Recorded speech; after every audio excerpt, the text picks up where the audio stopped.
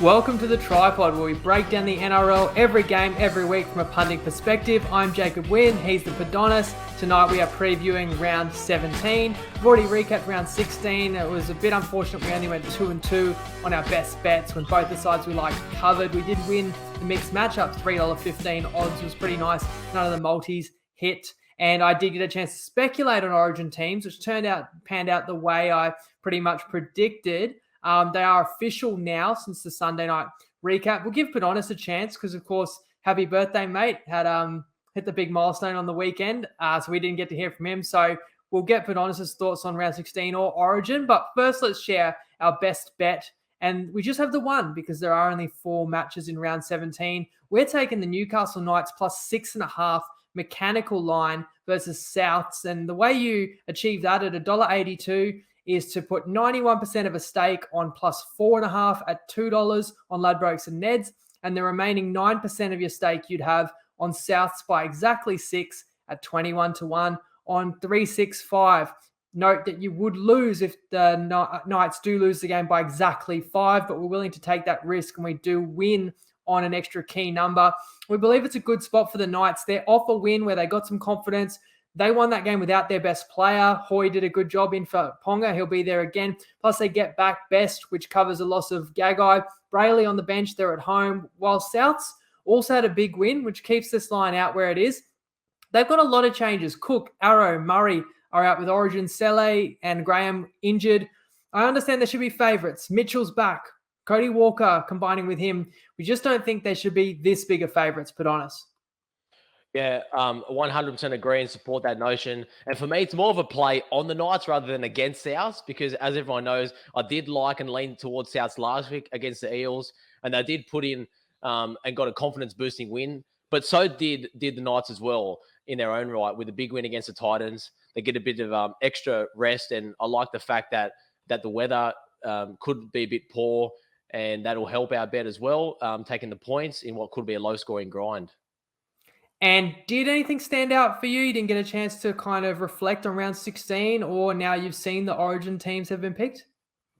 Yeah, so it was disappointing not to go 4-0 and have best bets when both of the teams cover the lines, and such is the NRL. And I think you touched on it in the recap brilliantly about we need to find the best plays to execute, and hopefully this week we found that with the Knights. But on round 16, a few things that stood out to me was how poorly the Storm were. I was pretty shocked to see that on Thursday night. Souths were pretty dominant, as we just touched on, and Latrell Mitchell has stepped right back in. And I thought he'd take a bit of time to get going, but it looks like he's hit the ground running for them. And the other thing that you mentioned as well in your recap that stood out to me as well was how poor some of the refereeing was, highlighted by the Roosters Penrith game and also the Raiders Canberra game with a bit of a kerfuffle right at the end. And I agree with you. I think that the refs should be able to have the discretion to blow a penalty instead of giving the team 6 again when the game's pretty much over. And in terms of Origin, with the Blues team, I was surprised that Jack Wyden wasn't in the 17, given how strong he was in game 1. But I can understand Freddie's selection staying loyal to the team that were so dominant in game 2 and giving Talakai a go on the bench because I thought Wyden would make the bench. But and for Queensland, I think that they picked the best side that they could have given the current state of play for them. And good to see that they stuck with the two young wing, the two wingers in Cobbo and Talagi, because there was some talk about bringing some experience because they had a bit of a game to forget. But all in all, should be a fantastic Origin. I know we've got 4 games to touch on for this one, but yeah, everyone can't wait for the decider next Wednesday.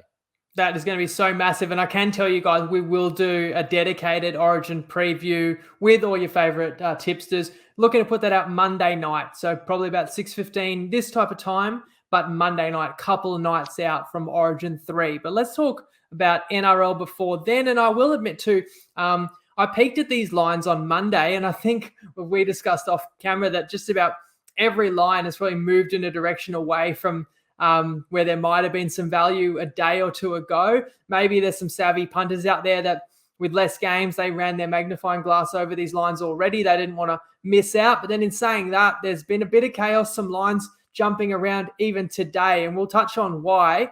And maybe our show sponsor, Top Sport, with Tristan, can also shed a light on the market movement, although I will just foreshadow that he recorded this market update at midday today, and some things have changed since then. But let's hear what Tristan had to say. Family, Tristan Merlihan here from Top Sport. We've got obviously a smaller group of matches on the cards for the NRL, obviously a little bit trickier to price with a lot of the superstars out of the matches, but as we always say, at least we know who's playing this round. The 3 of the 4 games are really tight in betting, where the Knights and Bunnies game's 4.5 line, that's already been in from 6. The first game has seen the Sharks firm from 2.5 into Pick'em. Still a little bit of movement in that game, I suspect. And then the Eels have firmed up against the Tigers. But the biggest move of the round has been for the Dragons. They've been 5.5 into 1.5 on the back of a number of Broncos injuries. Obviously, Payne Haas was confirmed out earlier in the week. He wouldn't have played anyway, because if he was fit, he would have played Origin. But just the lack of troops has caused this market to move significantly after the Dragons had a really impressive win there on the weekend just gone. It's an important game. So check all the markets out. We've got them all out. The Origin game has been very solid in betting. We opened the round, the market after the teams were announced at $2.25, $1.65 and 2.5, and we're still sitting right there at the moment. So looks as though Cam Munster's good to play in recent reports, so I suspect that market will stay pretty solid. Just keep an eye on the weather, because 38.5 is a lowish total compared to what happened last week, but there is a little bit of rain around, so just monitor all of that as we get closer to the game. Good luck over the weekend. The only thought I had about the Origin markets, which ties into the game we'll start discussing in Sharks Storm, is the news has just broken a couple of hours ago that Nicho Hynes, who was in Blues camp but was in the extended bench, so was supposed to play Thursday night, has COVID. Now, no other New South Wales players have tested positive, but if he was in and amongst it, that'll be the one thing you worry about. Although I suppose we're 7 days out, so that's probably not going to affect any of the 17 that the Blues intend on using, but it definitely affects this game, which we've seen the line jump around. I was going to give a shout out to the Undertaker. I still should, because he tipped Sharks plus 7.5 in the group a week ago, which was a gift of a line, and the advantage of being in our group. That line was Pick'em this morning. Now on the back of the Hynes news, it's as high as 5.5, which is a pretty big move for one player. But when you do have a few stars out, then just 1 or 2 extra key players in or out really does tip the scales. And for the Sharks, that of course, Talakai retained his bench spot for the Blues, but Tracy will come in and cover that. And Harry Grant will be out for the Storm, as we know, playing Origin, plus Munster and Kaufusi. One thing to note, neither of those 2 guys did play last week. That means Nick Meaney is named at 6, whereas last week, Nikorima actually played in the halves. Give us your breakdown on this one, Padonis, because we found it hard to nail down a best bet in this one with a lot of uncertainty. Yeah, that's for sure. When we did discuss the game a few hours ago, it was at Pick'em, and we were expecting Hynes to play, but the news that he's out now throws it up in the air a bit, as you touched on. But as everyone knows, back in round 6, when these 2 sides played down in Melbourne, we were actually on the Storm in that game, and we were laying minus 6.5 at the time. But for me, when I look at these teams now, like, this is not the same version of the Storm team that we bet on back then. You know, they had Remus Smith, Xavier Coates, Kaufusi, Munster, and Harry Grant that are all missing, either injured or through Origin this time around. Whereas with the exception of Hynes and Talakai, I do think that the Sharks are at full strength. And Connor Tracy has played well every time he has stepped in to that centre spot throughout the last 18 months when he has played. And there's talk that Braden Trindle might be the replacement halfback, and he's been lighting it up in New South Wales Cup for anyone that's been following that lower grade. So I do think that he's a capable replacement, and I do think that the move of 4 points for Hynes is a bit too much. I still respect what the Storm can bring, because even with those outs, we've touched on that, I do think they have the better spot in this game. And the forward battle will be a big one in this one where I think the Sharks can edge it, and I do still favour them in the outside backs. So I would still probably make this game pick 'em if you factor in some home field for the Sharks. So I think the line's a bit too big for me at the moment. But I am wary of the Storm and what they can bring. And given that they had such a poor performance last week with a bit of extra rest, I know that Bellamy's going to have his players fired up.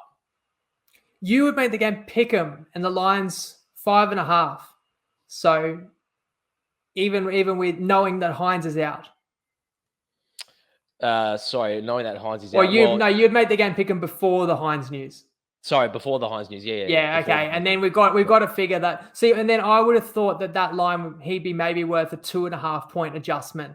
Yep. So it does seem a bit extreme. Now, having said that, some bookies did have Storm slight favourite. It does seem extreme to go to 5.5. And the only side we could probably play at this point in time would be Cronulla. But I kind of look at Melbourne. You're used to them playing in a week where, it's Origin affected and there's usually mass changes. And the funny thing is, they've really only had to change one player, and they did play 7 days ago. So there's a few reasons why you can make a good case for the Storm. So the longer turnaround, the fact they're off a loss, this is a good team off a match where they conceded 36 points. So you do feel like Bellamy would have sent a rocket up them, and they will have a point to prove.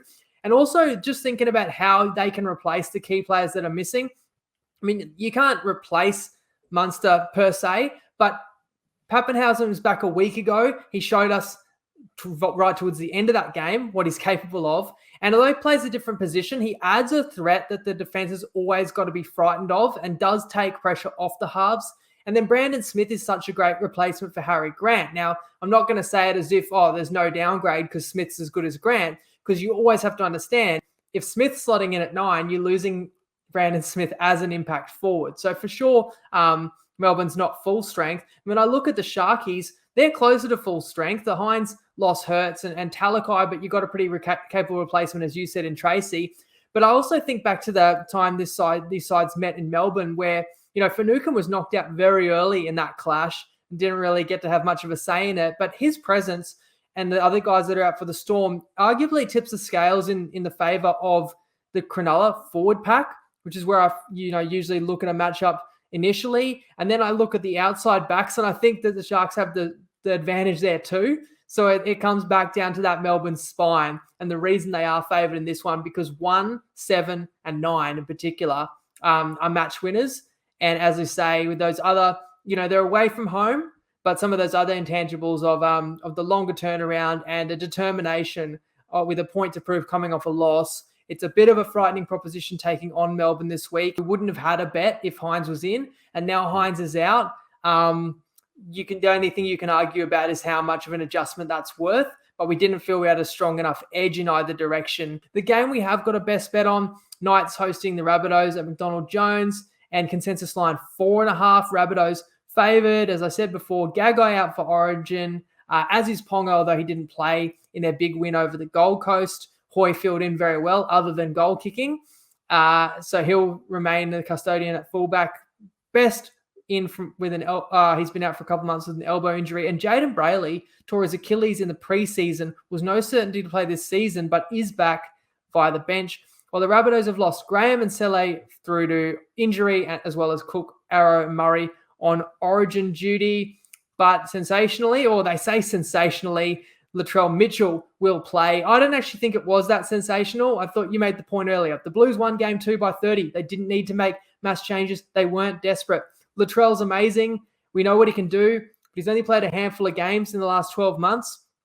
I don't think he would have been a certainty to be selected anyway. And I think we can all appreciate, surely, his thinking that Souths have invested time, money, resources into getting him right. He's put his club ahead of this rep opportunity. I thought that was pretty understandable, Padonis, and he's going to be really important for Souths in this one. And he's going to be a player that we'll be worried about since we're riding the Knights handicap. Yeah, I'd feel a lot more confident betting on the Knights if he wasn't playing, but then we also wouldn't be getting the same number we are, because given how important he is to the team. And last week he did look like a world beater, and all the credit in the world to him that he's happy to put Origin aside and a decider aside, because not many players would in that scenario, given how rare they are, that you do get a decider at Suncorp in what will be a great environment. But he has put South first, and he is big for the psyche of that team. But on the same side, the Knights did get a significant win of their own last Thursday night, and they did put in a good performance the week before against Canberra. So you can say they are on a bit of an upward spiral at the moment. And Bradman and Best, I feel, is a like-for-like replacement for Gagai, knowing that he's out. And they just feel like the more settled team to me at the moment, because South also, on top of the Origin outs, they also have Gray missing and Selly, as he touched on. But I do agree with you that South are the rightful favourite, and I probably had this line set at 4. So for me to have the confidence to make it a best bet, I'd need to see 6, and that's exactly what we get with this mechanical line we found. The other edge we also like in our favour is that with the weather expected to be pretty poor and wet over the weekend again, that this will only shorten the game and create lower scoring. So I think that also favours the Knights heading into the weekend. So I only see this line dropping. So I feel it's a great number. We don't have a lot of confidence in O'Brien, but one of the reasons Knights might have looked a little bit better in recent weeks is they've just started to get more troops back on deck, and their forward pack to me actually looks the stronger unit with all the players out considered. Although, a guy like Saluka Fafita, who's a mid-season acquisition from the Roosters going straight over to Souths, I wouldn't be surprised if he plays, because I'm looking at the team lineups and I'm seeing Blake Taff and Cody Nikorima both on the bench. I doubt that Souths would carry both of them on the bench. Regardless, it's the overhaul in the South squad. And as you say, Knights probably a little bit more settled and remaining at home and off a little bit of better form. Yeah, you have to favour the team that has Latrell and Cody in it, but we're getting plus 6.5 here. And I think this line could very well close under 4 as well. So, we've got the one best bet. We're happy with that. But I mean, a suggested other bet would be the first half plus 2.5. We don't mind that with this type of underdog as well. That's Friday night because, of course, only 4 games. The Saturday game is Tigers hosting the Eels at Leichhardt. The Eels are minus 13.5 point favourites. James Tarmel back for West. He was ruled out with a calf injury last week. Dewey into the starting side for James Roberts. The Eels lose Parlow, but Madison is back from a rib injury. These are two sides that both lost by basically 20 points last week. It's also a rematch of the famous Tigers' first win of 2022 on Easter Monday, where the line was close to double this one. But of course, the Tigers won that one by 1 point. Can you see a repeat effort for Donis? I can't see the Tigers winning this game, especially by 1 point, but I do think they'll put in a much improved effort from what we've seen in the last month out of them. And at the moment, the Tigers probably can't be rated any lower by the marketplace. And that makes it wary when you do want to try to look at laying 12.5, because not sure how much value you're actually getting betting on the Eels at this point. They are back at Leichhardt Oval, so that is a strong edge for them. And it's arguable that this is probably their best lineup of the season, with Dewey at centre and Tarmel back in the lineup there. And Para have been up and down against these lower teams, and they've tended to save their best performances against the big sides. So from that perspective, I can understand some hesitation out there where people don't want to lay the points. So you could argue that maybe that's creating some value on the other way as well towards Para. But I'd say the line's probably fair.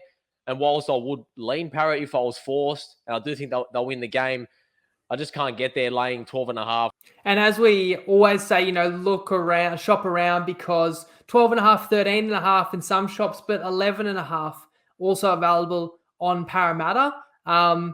And we have found a way to play them, although we didn't back them for those reasons. But I think arguably these are two sides that aren't that in favour with the punters. So although no one's really liking Tigers, and you can make a bit of a case for them, the Eels have let punters down recently as well. And what it comes down to for me is I don't want to play West this week. It was an all-in performance in a huge occasion in New Zealand. They were absolutely up against it. The scoreline aside, they actually gave a really decent account of themselves, because everything really was against them. And if they weren't prepared and willing to meet that Warriors, spirit and force that they played with, West would have lost by a lot more last weekend. I also can't play West because I still do believe, and I don't know if less and less people are probably on this bandwagon with me, but I still believe Parramatta's a good team. I think the rain really hampered their attack. I think the Souths would just bang up for it and played really exceptional.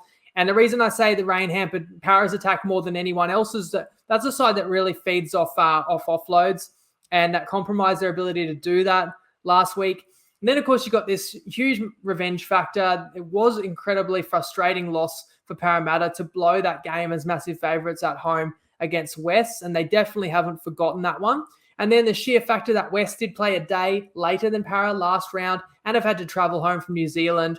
With a line under 12, which you can still get in some places, I would lay the points with Para. A little bit conscious of the weather. But I do think that they're just far superior to this Tigers team. And, they're probably lucky that when the Blues lost Payne Haas, that Freddie didn't want to go back to RCG, who I thought did okay in Origin 1, but he's preferred McLean and, of course, Madison a big in. But we're not automatically just laying any line with Para, because I think you made the point there with Wes. There's a frisky side that hasn't had good results recently, but have sneakily kind of gotten important players back in. You kind of think that this was a terrible team while Jackson Hastings was in. Then he came back and they got a little bit better. And then Laurie was injured for a while. He's back. Yuto Kamano has rejoined the team in the last couple of weeks. Dewey in the last couple of weeks as well. Little and Tarmow have had their injuries. These guys are all playing in this one, and it's at Leichhardt.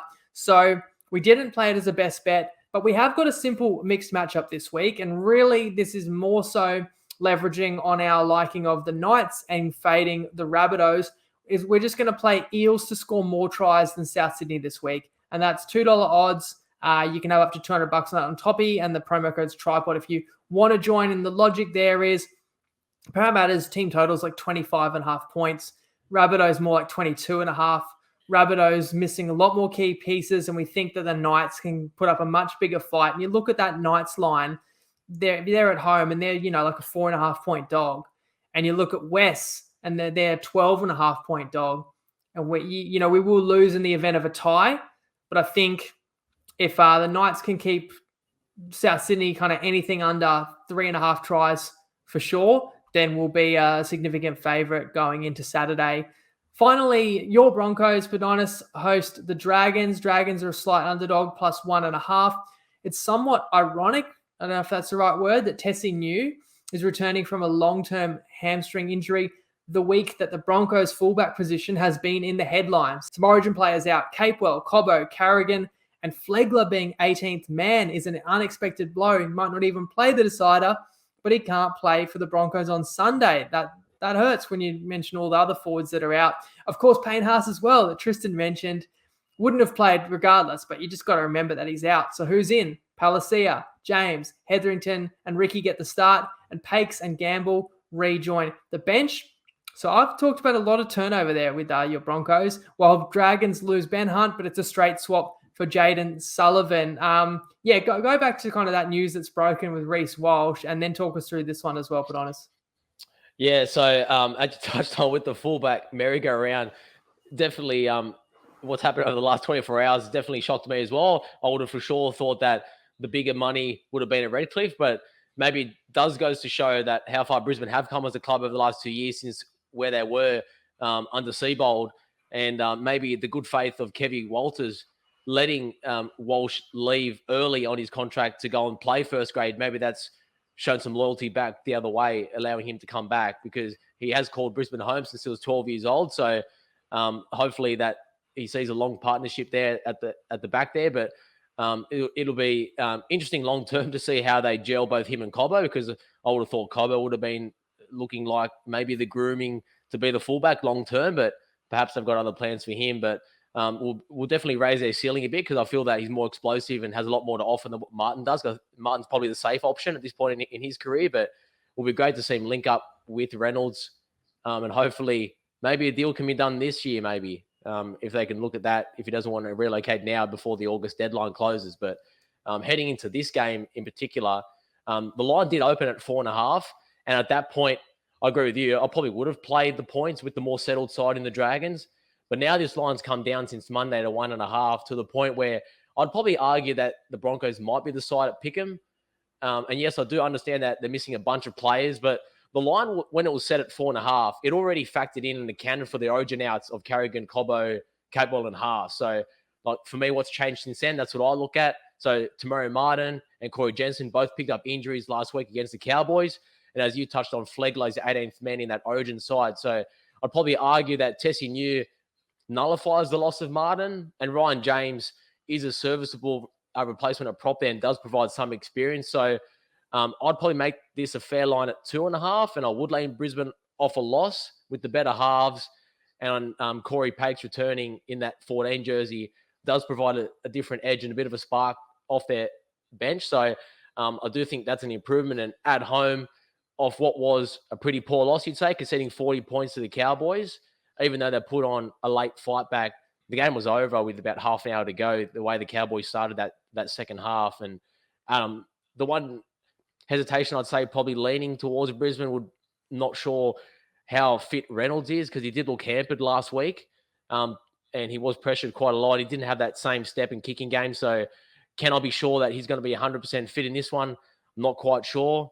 But Jacob, you were leaning the opposite and you favoured the Red V.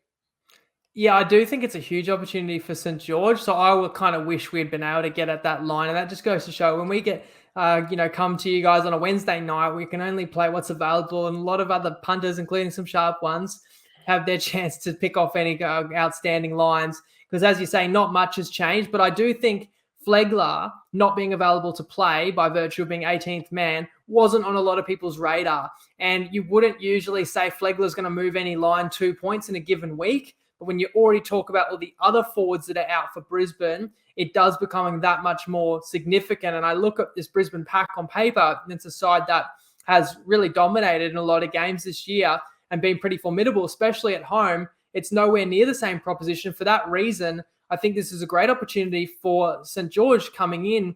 If they played Brisbane at full strength at Suncorp, they would be considerable underdogs. But this week, it's close to a coin toss. So that's a huge chance for the Dragons. Their season's well and truly alive, and they benefited from those questionable calls late in that Raiders game. They were also gritty enough to be in a position to narrowly win that one.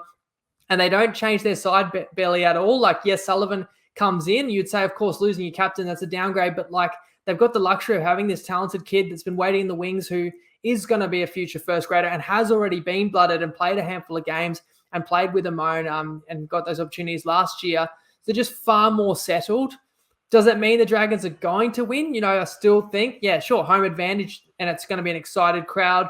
Adam Reynolds may still be the best player on the field. You're worried about the rib injury, but he can still control this one and be the difference. And I'm looking at a guy like Katoni Staggs too, who, when you think Staggs and you think Dragons, he actually did score an unforgettable try against the Dragons at this ground once. So he could be a difference maker too. Plus, Pakes does raise the ceiling of the Broncos' attack, and he's back from injury and could play a significant role. So there's enough reasons for me to kind of look in either direction. I mean, I said the line's 1.5. I think Sportsbet's still hanging at 2.5, and I was pretty close to thinking that that's a value play there. So again, I think opportunity for the punters when different bookies are straying across key numbers. You can lay that low just under the key number or take just above it.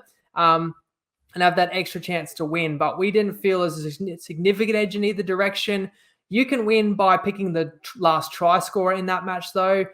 Speaking to all our followers and listeners, but just comment on the YouTube or Facebook video, last try scorer and the minute that they'll score a jersey up for grabs. Thanks to Top Sport. And then we'll recap the round live with a mini recap on Sunday night. And then Monday we plan to do an Origin preview. So thanks for joining me tonight, Padonis. I'll chat to you Sunday. We've got one best bet, so hopefully we can go 100%. Lego.